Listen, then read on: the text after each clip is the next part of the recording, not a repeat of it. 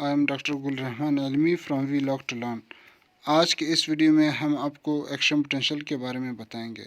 Action potential जो कि body के अंदर हर ऑर्गन की फंक्शनिंग के लिए या मोस्टली ऑर्गन्स के फंक्शंस के लिए और ब्रेन के अंदर जितने भी मैसेजेस मूव करते हैं ब्रेन की तरफ या ब्रेन से ऑनवर्ड बॉडी की तरफ, उन हर एक काम करने के लिए एक्शन पोटेंशियल एक रिक्वायरमेंट है।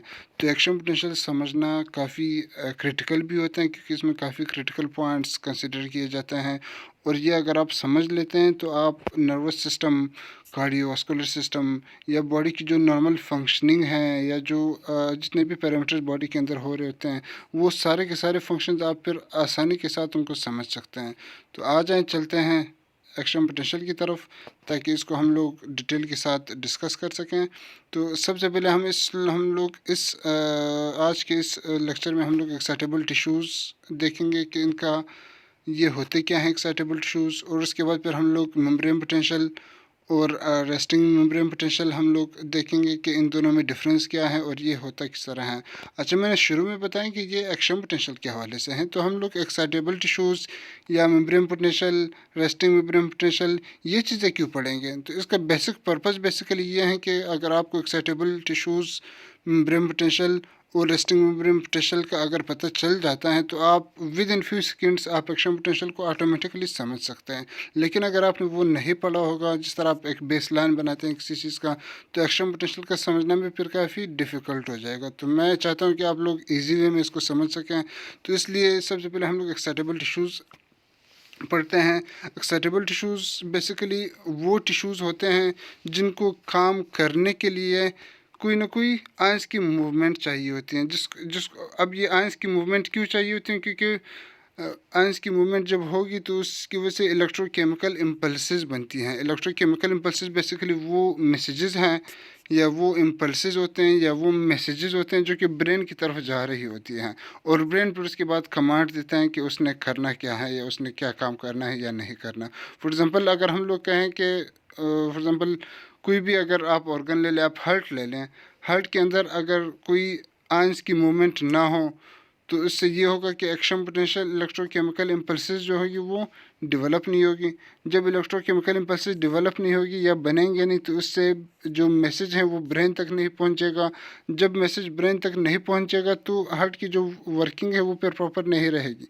या फॉर एग्ज़ाम्पल जब आप कोई भी स्टिमुलस जब किसी को लगता है, मैं अक्सर मिसालें दे रहा होता हूँ कि सीवी फॉर एग्ज़ाम्पल आप किसी को लगाते हैं जानबूझ के या गलती से, तो इससे क्या होगा। अब वो सीवी बेसिकली एक स्टिमुलस है, तो वो सीवी तो एज आ ख़ुद जाके ब्रेन को नहीं बताता कि मैंने यहाँ जगह पे इस बंदे को काटा है। तो वो इसमें होता क्या है कि जो रिसेप्टर्स होते हैं वो उस स्टिमुलस को के मैसेज को इलेक्ट्रोकेमिकल इम्पल्स के फॉर्म में कन्वर्ट करते हैं वो रिसेप्टर्स, और वो इलेक्ट्रोकेमिकल इम्पल्स फिर ब्रेन के पास जाता है और ब्रेन उस पर फिर रिस्पॉन्स करता है। तो वो टिश्यूज़ जिनको काम करने के लिए, काम कुछ भी हो सकते हैं, चाहे वो पॉजिटिव काम हो या नेगेटिव काम हो, वो बॉडी के लिए ज़रूरत के काम हो या ज़रूरत का काम ना हो, कोई भी वो टिश्यू जिनको काम करने के लिए इलेक्ट्रोकेमिकल इम्पल्स की ज़रूरत हो, यानी आसान अल्फाज में आयंस की मूवमेंट की अगर ज़रूरत हो, सही है, तो उसको हम लोग एक्साइटेबल टिश्यूज़ कहते हैं, जिसकी मोस्ट कॉमन एग्जांपल न्यूरॉन्स होती हैं जो कि ओवरऑल नर्वस सिस्टम में प्रेजेंट होती हैं। और जितने भी नर्व्स हैं वो सारे के सारे न्यूरॉन्स होते हैं, तो उनको मैसेज कैरी आउट करने के लिए भी आयंस की मूवमेंट चाहिए होते हैं। इसीलिए जितने भी मसल्स हैं, स्केलेटल मसल्स, कार्डियक और स्मूथ मसल्स, उनको भी काम करने के लिए इलेक्ट्रोकेमिकल इम्पल्स या आयंस की मूवमेंट की ज़रूरत होती है। लेकिन कुछ सेल्स जो कि बॉडी में पाए जाते हैं, जिस तरह एडिपोसाइट्स हैं, रेड ब्लड सेल्स हैं, इवन के प्लेटलेट्स हैं, या फिर फिब्रोब्लास्ट्स हैं या इंटेस्टिनल सेल्स हैं, तो ये वो सेल्स हैं या वो टिश्यूज़ हैं जिनको काम करने के लिए आयंस की ज़रूरत नहीं है। अब for example red blood cells हैं, उनमें आयंस मूव करें या ना करें, उसमें सोडियम आयन अंदर जाएं या बाहर जाएं या नहीं जाएं बिल्कुल, लेकिन उन्होंने ऑक्सीजन कैरी करना ही है अगर उनके पास हीम और ऑक्सीजन अगर हों। लेकिन अगर वो टिश्यूज़ जिनको काम करने के लिए किसी आयंस की मूवमेंट की ज़रूरत होती है तो उनको फिर हम लोग एक्साइटेबल टिश्यूज़ कहते हैं। और यही एक्साइटेबल टिश्यूज़ ही वो टिश्यूज़ होती हैं जिसमें एक्शन पोटेंशियल हो रहा होता है। अच्छा एक और हम लोग देखेंगे कि इसमें डिफरेंट जो बॉडी होती है नॉर्मली इसमें आयंस किस तरह से डिस्ट्रीब्यूट करते हैं। तो इसमें अगर हम देखें मोस्टली ये होते हैं कि जो नेगेटिव आयंस, कुछ नेगेटिव और कुछ पॉजिटिव आयंस जो हैं वो इनसाइड द सेल होते हैं और कुछ आयंस जो हैं वो आउटसाइड द सेल होते हैं। तो इसमें जो इनसाइड द सेल होते हैं उनको हम लोग extra cellular intra cellular fluid कहते हैं, और जो आउटसाइड द सेल होते हैं उनको हम लोग एक्स्ट्रा सेलुलर फ्लूइड कहते हैं। जिस तरह यहाँ पर आप लोग देख सकते हैं कि फॉर एग्जाम्पल सोडियम है, इसकी अमाउंट सेल के बाहर ज़्यादा है और इसी तरह सेल के अंदर कम है। इसी तरह पोटाशियम है, इसकी अमाउंट सेल के अंदर ज़्यादा है और सेल के बाहर कम है। इसी तरह कैल्शियम है, इसकी अमाउंट सेल के अंदर कम है और सेल के बाहर इसकी अमाउंट ज़्यादा है। तो अब ये जब आयंस मूवमेंट करेंगे तो ions basically from higher concentration से लोअर कंसनट्रेशन की तरफ मूवमेंट करेंगे। मतलब मेरे कहने का ये है कि अगर फॉर एग्जाम्पल सोडियम आयंस अगर मूवमेंट शो करते हैं तो वो बाहर से अंदर की तरफ जाएंगे। क्यों? क्योंकि बाहर उनका कंसंट्रेशन ज़्यादा है और अंदर उनका कंसंट्रेशन कम है। इसी तरह अगर पोटाशियम आयंस होते हैं तो potassium ions basically inside the cell large quantity या लार्ज नंबर में होते हैं, तो वो जब मूवमेंट शो करेंगे तो वो आउटसाइड द सेल मूव करेंगे, एक्स्ट्रा सेलुलर फ्लूइड में वो मूव करेंगे। तो ये बेसिक डिफरेंट एग्जांपल्स भी आगे दिए हैं कि जो एक्स्ट्रा सेलुलर आयंस या इंट्रा सेलुलर आयंस उनके कौन कौन से एग्जांपल्स हैं।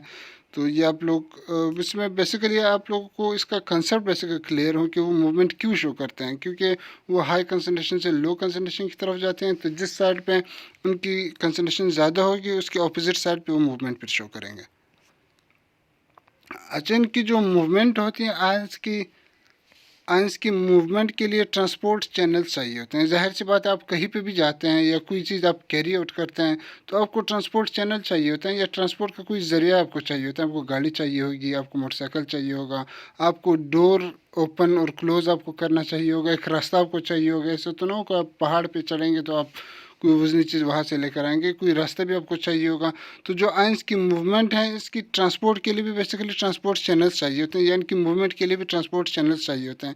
और इसके दो टाइप्स ऑफ ट्रांसपोर्ट चैनल्स होते हैं, जिसमें से एक लीक चैनल्स हम लोग इसको कहते हैं एक को, और दूसरे को हम लोग वोल्टेज गेटेड चैनल्स कहते हैं। Leak channels end voltage gated channels. तो आ जाएं अब हम आपको बताएंगे कि इन दोनों में डिफरेंस क्या है बेसिकली लीक चैनल्स और वोल्टेज गेटेड चैनल्स में, विद एग्जांपल्स के साथ। नेक्स्ट आगे वाले प्रेजेंटेशन ऑनवर्ड हम मूव करेंगे। तो यहाँ पे आप लोगों को ये सारा का सारा ये 2-3 स्लाइड्स हैं, इसमें ये सारा का सारा कंसेप्ट आप लोगों का लीक चैनल्स का और जो second one voltage gated channels हैं इनका आप लोगों का ये कंसेप्ट इंशाल्लाह क्लियर हो जाएगा आप लोगों का। अच्छा लीक चैनल्स बेसिकली इनके अगर हम मेन पॉइंट्स देखें तो ये हमेशा ओपन और एक्टिव रहते हैं। हमेशा मीन्स कि चाहे वो इमरजेंसी केस हो बॉडी के लिए, चाहे वो नॉन इमरजेंसी हो, चाहे आप सो रहे हैं, चाहे आप रेस्टिंग कर रहे होते हैं, चाहे आप फुटबॉल खेल रहे होते हैं, चाहे आप एक्सरसाइज कर रहे होते हैं, जो भी कंडीशन होगा उस कंडीशन में आपके जो लीक चैनल्स होंगे वो हमेशा ओपन ही रहेंगे, वो क्लोज कभी नहीं होंगे। और इसी शायद यही वो रीज़न है जिसकी वजह से इसका नाम ही लीक है। लीक कि वो लीक हुआ है, अब वो बंद नहीं हुआ ना उसने। सही है।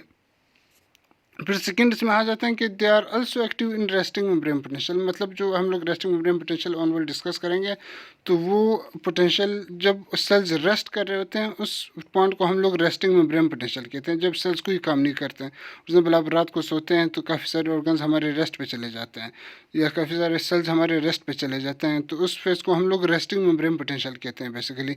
तो ये लीक चैनल्स उस टाइम पे भी एक्टिव होते हैं क्योंकि उन्होंने तो कभी इनएक्टिव या क्लोज होना ही नहीं है।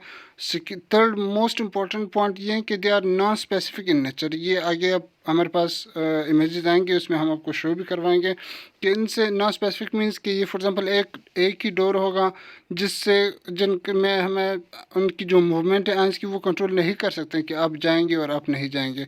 जो भी उनके साइज के मुताबिक होगा वो वहाँ से पास कर सकता होगा, चाहे वो सोडियम आयन हो, क्लोराइड हो, पॉजिटिव आयन हो, नेगेटिव हो, पोटाशियम हो, जो भी आयन हो। और इसमें टू वे आयंस की मूवमेंट होती है बेसिकली। इसमें टू वे मीन्स जिस तरह एक वन वे रोड होते हैं और एक टू वे रोड होता है कि एक साइड से भी आ सकते हैं दूसरे साइड से भी आ सकते हैं। तो ये बेसिकली टू वे आयंस की मूवमेंट होती है इसमें बेसिकली। अच्छा यहाँ पर अगर आप देखेंगे कि for example sodium potassium pump हैं या सोडियम पोटाशियम लीक चैनल हैं जो कि फर्स्ट एग्जांपल है इसका, जिसमें अगर आप देखेंगे अब इसमें ये कि पहले आउटसाइड से सोडियम आया, इसके साथ अटैच हुआ प्रोटीन के साथ या चैनल के साथ, वो इनसाइड द सेल चला गया। इनसाइड द सेल से पोटाशियम आया और चैनल के साथ अटैच हो और वो आउटसाइड द सेल पर निकल गए। मतलब एक ही चैनल है जिससे सोडियम बाहर से अंदर की तरफ जा रहा है और पोटेशियम अंदर से बाहर की तरफ जा रहे हैं, लेकिन चैनल या रास्ता उनका एक ही है और नॉन स्पेसिफिक है। मतलब अब ये दो तो एज एग्जांपल के तौर पे यहाँ पे शेयर किए हैं, इसमें से कोई और आयंस भी हो सकते हैं। सही है, तो ये नॉन स्पेसिफिक है, स्पेसिफिक टू सोडियम या स्पेसिफिक टू पोटेशियम नहीं है। More than one type of ions इससे मूवमेंट करवा सकते हैं और ये हमेशा ओपन रहते हैं, ये हमेशा ओपन हालत में रहते हैं। और इसकी सेकेंड एग्जांपल भी sodium potassium active leak channels हैं। इन दोनों में बेसिकली फ़र्क ये है कि जो फर्स्ट हम लोगों ने दिखाया है आपको, उसमें ये हुआ है कि वहाँ पे एनर्जी कंजम्पशन नहीं है, वहाँ पे बग़ैर एनर्जी कंजम्पशन के आयंस मूव कर सकते हैं। दूसरा ये है कि उसमें एनर्जी भी रिक्वायर्ड है, जिसमें जो बॉडी के अंदर एटीपी हैं वो एटीपी कंज्यूम होगा, एडीपी में कन्वर्ट होगा तो आयंस एक्सचेंज या मूव कर सकते होंगे, नहीं तो वो आयंस मूव नहीं करेंगे, बेशक वो लीक हो। लेकिन जिस तरह आप फॉर एग्जांपल आप डोर ओपन रखते हैं, बेशक आपने डोर ओपन रखा हो लेकिन आप किसी को कहते हैं कि ये काम करें तो वो उसमें एनर्जी भी यूज़ होगा।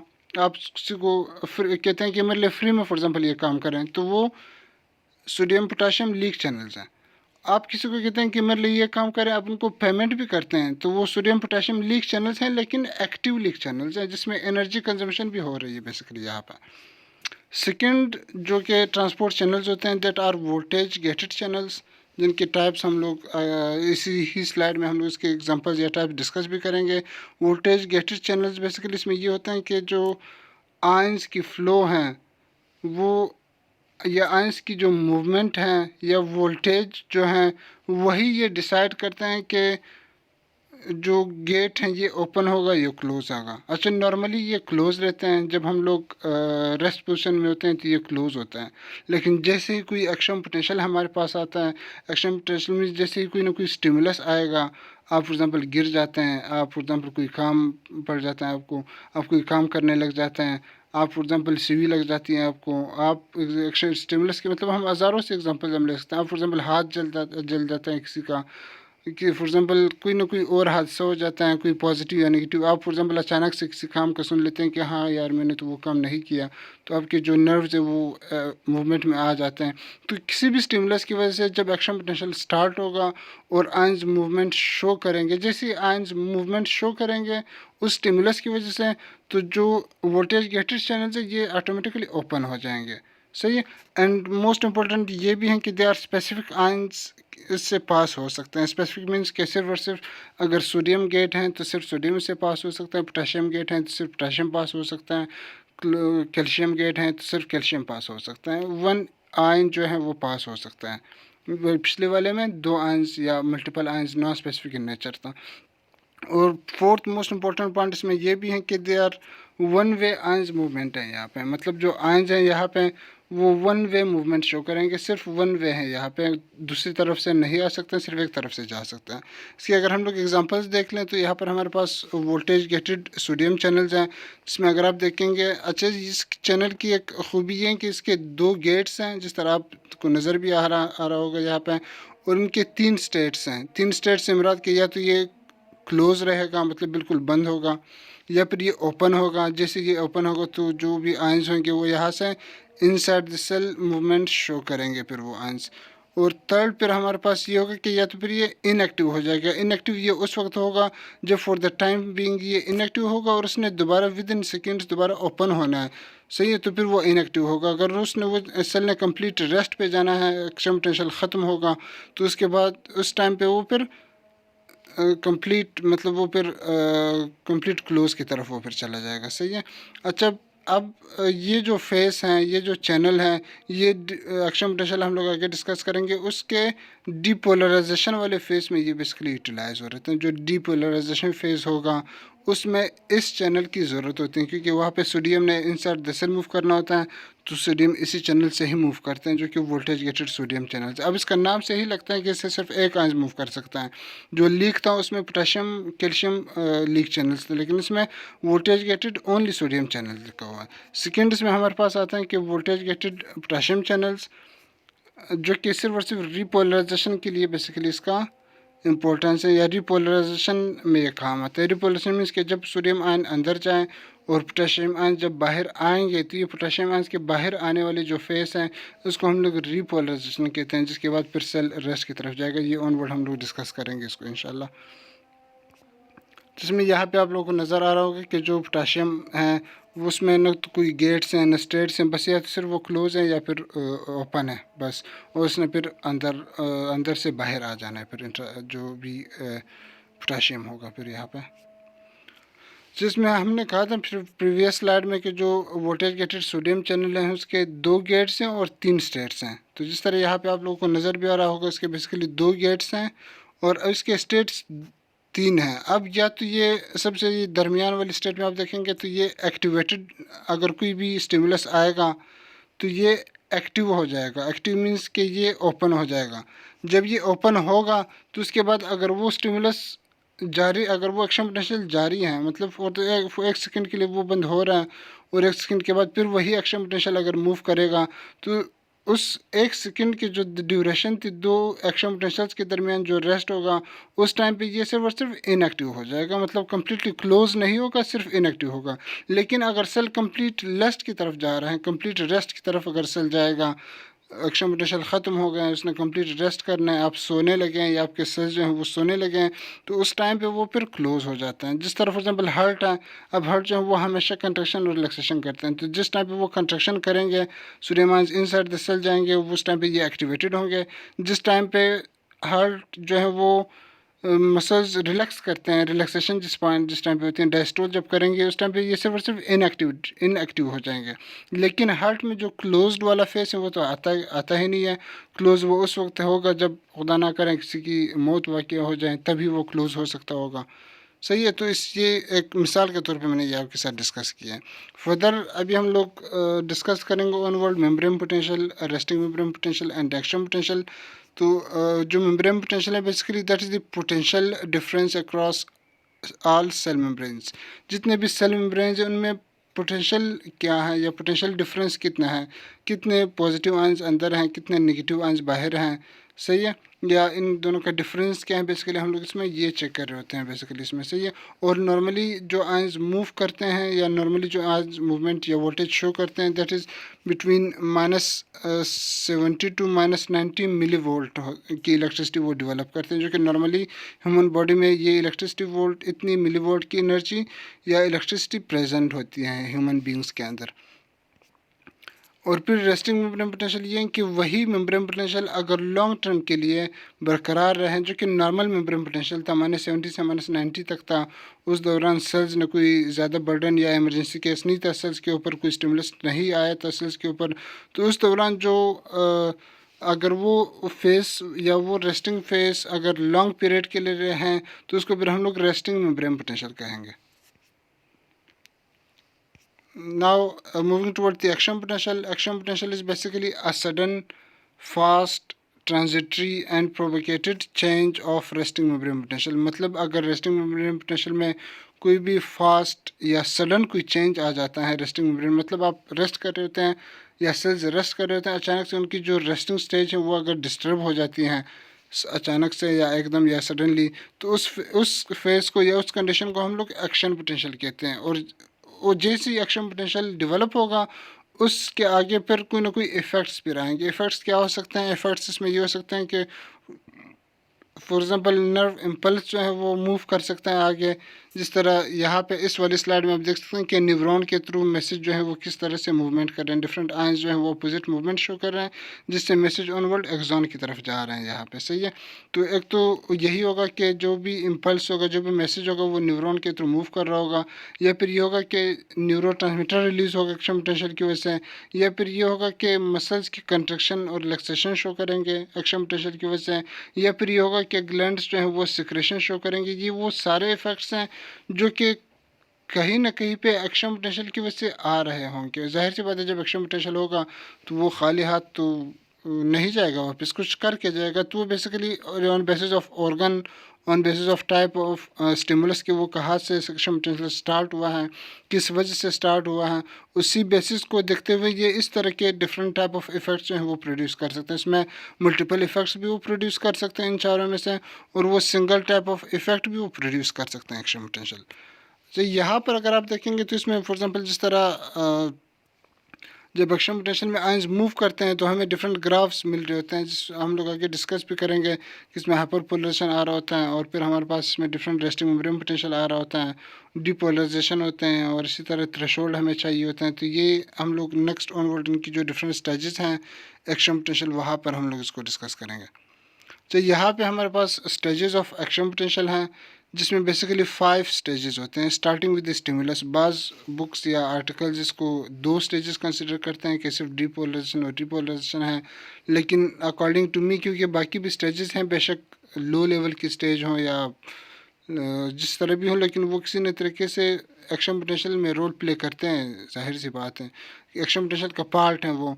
तो इसलिए मेरे ख्याल में 5 स्टेजेस हैं एक्शन पोटेंशियल के, starting with the stimulus, depolarization as a second phase, repolarization as a third phase, hyperpolarization as a fourth phase and resting state as a fifth phase।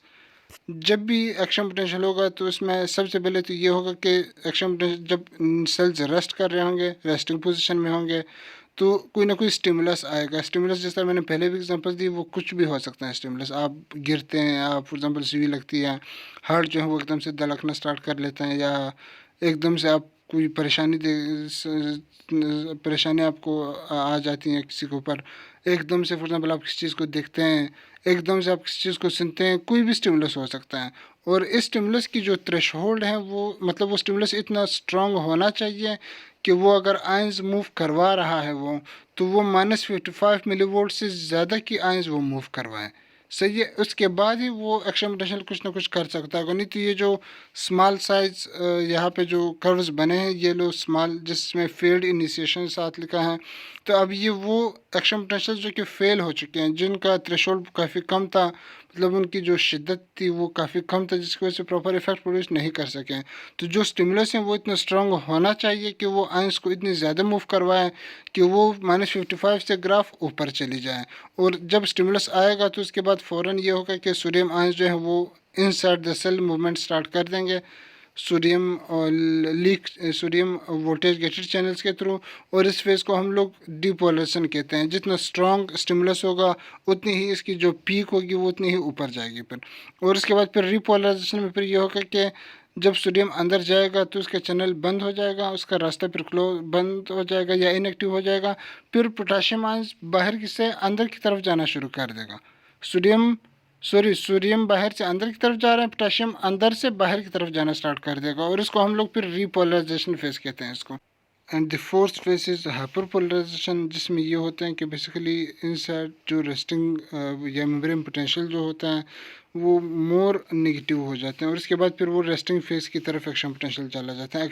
Resting phase के बाद फिर ये होगा कि अगर वो स्टिमुलस हैं तो वो एक्शन पोटेंशियल दोबारा फिर डिपोलराइजेशन स्टार्ट होगा, फिर रिपोलराइजेशन, और इसी तरह फिर हाइपरपोलराइजेशन, और इसी तरह फिर ये फेज़ चलता रहेगा।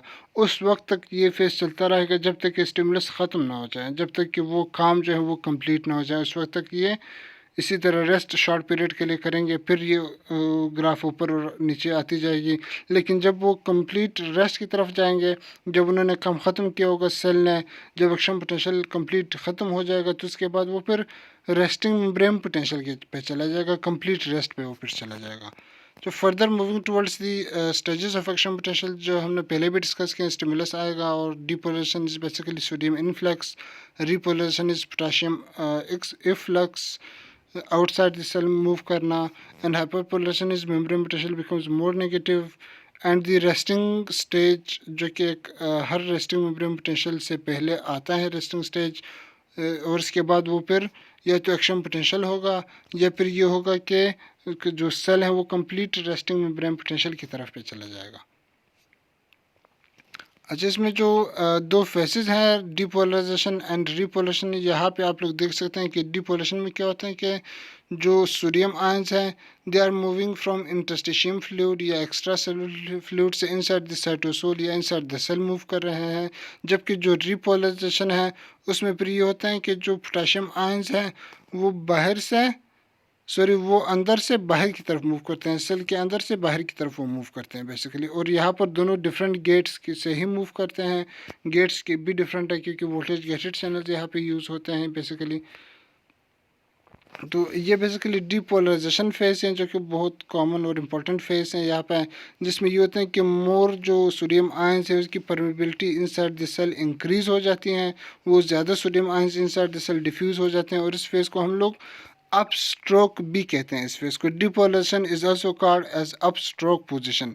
और इसमें क्या होता है कि मोर पॉजिटिव आयंस या मोर सोडियम आयंस जो है वो इनसाइड द सेल मूव करना स्टार्ट कर देते हैं इस फेस के अंदर, और इससे जो ग्राफ है वो जो भी ग्राफ होगा एक्शन पोटेंशियल का वो फिर इस तरह ऊपर की तरफ जाएगा, और जितनी ज़्यादा सोडियम आयंस अंदर की तरफ मूव करेंगे उतने ही उनका जो ग्राफ होगा वो मोर ऊपर की तरफ जाएगा। और ज़्यादा आयंस क्यों मूव करेंगे? जब स्टिमुलस स्ट्रॉन्ग होगा, स्ट्रॉन्ग स्टिमुलस होगा, ज़्यादा आयंस मूव करेंगे, ग्राफ ज़्यादा ऊपर की तरफ आएगा, ज़्यादा इफेक्ट्स प्रोड्यूस होंगे फिर। सही है, तो आई होप इंशाल्लाह आप लोगों को समझ आ रहे हैं साथ साथ। और उसके बाद फिर रिपोलराइजेशन है, जिसमें बेसिकली ये होता है कि जो पोटाशियम चैनल्स हैं वो ओपन हो जाते हैं। अब इसमें जिस तरह ये ऑरेंज टाइप आप लोगों को नज़र आ रहे हैं वो बेसिकली सोडियम चैनल्स हैं, जबकि जो सेकंड वन है they are the potassium channels, ये बेसिकली पोटाशियम चैनल्स हैं। और इसमें ये होते हैं कि इसमें एक ही गेट होता है, या तो ये क्लोज होंगे या फिर ये ओपन होंगे।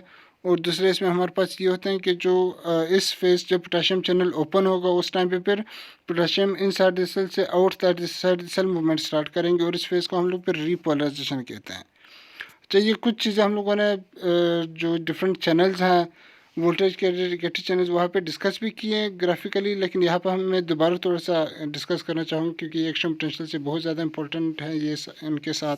जिसमें वोल्टेज के रेडिएटेड सोडियम चैनल जो कि 3 स्टेट्स में पाए जाते हैं। एक रेस्ट की हालत में वो क्लोज होंगे, कंप्लीट क्लोज होंगे रेस्ट की हालत में, सही है। और अगर वो ड्यूरिंग अप स्ट्रोक या ड्यूरिंग डिपोलराइजेशन ये ओपन हो जाएंगे, जब ये ओपन होंगे या एक्टिव होंगे तो सोडियम आयंस अंदर जाना शुरू करेंगे। उसके बाद फिर रिपोलराइजेशन में ये फिर for the short period of time के लिए ये इनएक्टिव सिर्फ हो जाएंगे, सही है। और उसके बाद ये फिर दोबारा या तो रेस्ट की तरफ आएंगे या फिर दोबारा ये कंप्लीट रेस्ट की तरफ जाएंगे, क्लोज होंगे, या फिर ये दोबारा ओपन हो गए अप स्ट्रोक या डिपोलेशन की तरफ आएंगे, सही है। और जो लोकल एनेस्थेटिक्स होते हैं जिस तरह लिडोकेन एक बहुत common as a painkiller tubes में भी ये यूज़ हो रहा होता है, इंजेक्शन के फॉर्म में भी यूज़ होता है। तो ये बेसिकली एनेस्थेटिक हैं जो कि एनेस्थेसिया के लिए यूज़ किया जाता है, और इसका बेसिक जो मैकेनिज्म ऑफ एक्शन है वो यही है कि वो वोल्टेज गेटेड सोडियम चैनल्स को ब्लॉक करते हैं। उसके बाद जब ये चैनल्स ब्लॉक होंगे तो चाहे आप जितनी भी सुई लगाएं किसी को, आप किसी को काटें, आप कुछ भी करें, उसके जो सोडियम आयंस हैं उन्होंने अंदर जाना ही नहीं है, वो जा ही नहीं सकेंगे। जब सोडियम आयंस अंदर नहीं जा सकेंगे तो जो एक्शन पोटेंशियल होगा वो डेवलप नहीं होगा। जब एक्शन पोटेंशियल डेवलप नहीं होगा तो इलेक्ट्रोकेमिकल इम्पल्सेस क्रिएट नहीं होंगे। जबकि इलेक्ट्रोकेमिकल इम्पल्सेस क्रिएट नहीं होंगे तो ब्रेन तक मैसेज नहीं जा सकेगा, और जब तक ब्रेन तक मैसेज नहीं पहुंचेगा आप उस चीज़ को सेंस नहीं कर सकते हैं। तो ये बेसिकली डिफरेंट जो एनेस्थेटिक ड्रग्स हैं या मेडिसिन है वो इसी तरह ही अप्रोक्सीमेटली एक्शन कर रहे होते हैं, काम कर रहे होते हैं। फिर हमारे पास जो सोडियम चैनल्स थे वो 3 स्टेट्स में पाए जाते हैं। जैसे पहले मैंने बताया कि वो या तो क्लोज होंगे, बिल्कुल बंद होंगे, उसके बाद जब ये एक्टिव होंगे तो एक्टिवेशन के बाद या फिर ये इनएक्टिव होंगे for the short period of time अगर उन्होंने बंद होना है, और या फिर ये होंगे कि अगर कंप्लीट उन्होंने रेस्ट की तरफ जाना है, रेस्टिंग मीडियम पोटेंशियल की तरफ जाना है तो ये फिर कंप्लीट क्लोज हो जाएंगे। फिर हम लोगों ने पहले भी इस चीज़ को डिस्कस किया है। और फर्दर फिर हमारे पास transport voltage gated potassium channels आ जाते हैं जिनका 1 गेट इसके अंदर होता है, और ये जब डिपोलराइजेशन होगा तो उस दौरान ये क्लोज होते हैं, लेकिन जब रिपोलराइजेशन होगा उस दौरान ये ओपन हो जाते हैं, जिससे ये होगा कि जो पोटाशियम आयंस हैं वो इफ्लक्स स्टार्ट करेंगे। फिर पोटाशियम आयंस यहाँ पे इफ्लक्स मीन्स कि वो आउटसाइड द सेल जो है वो मूवमेंट स्टार्ट करेंगे फिर। So thank you so much all of you. I hope इंशाल्लाह आप लोगों को समझ आ गया होगा। अगर कोई भी क्वेश्चन हो आप लोगों का, किसी भी तरह का क्वेश्चन हो इससे रिलेटेड, तो आप लोग कमेंट सेक्शन में पूछ लीजिएगा।